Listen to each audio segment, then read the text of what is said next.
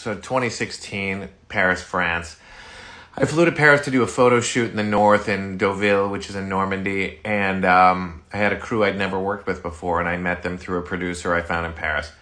And I go to the studio, and we pick up the grip and the lighting and the crew, and we get in this rental van, and I have the first photo assistant drive, and I sit in the passenger seat, and I'm fried from jet lag, and I'm rifling through my backpack, and I realize I'd inadvertently smuggled a vape pen, that kind. So I'm just like, are these people going to judge me? And then I'm just like, well, I hired them also, who cares? So I start hitting this thing, and and the hairstylist says to me, he goes, "Oh, Monsieur Scott, you smoke the electronic cigarette." And I said, "This is not an electronic cigarette, Xavier. This is California."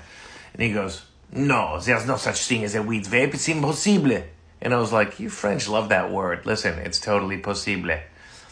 And they said, "Can we try?" And I said, "Yeah, of course you can try, but I'm warning you, it's strong. This is not your French stuff. And I don't mess with you guys on wine and cheese and croissant and everything else you do, but be careful."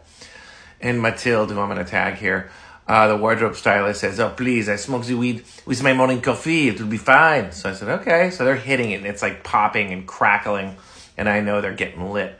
So about 15 minutes go by. There's not a peep from the back seat, and I turn around, and they're just like bug-eyed. And I'm like, "You okay there?"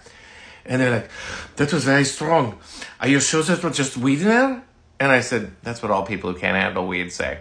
So they're like, can we stop and get snacks? And I said, "Don't worry, I got you guys." So we pull over, we go to a gas station, and I buy like ice cream bars and candy and chips and Red Bulls and Coca-Colas and all this stuff.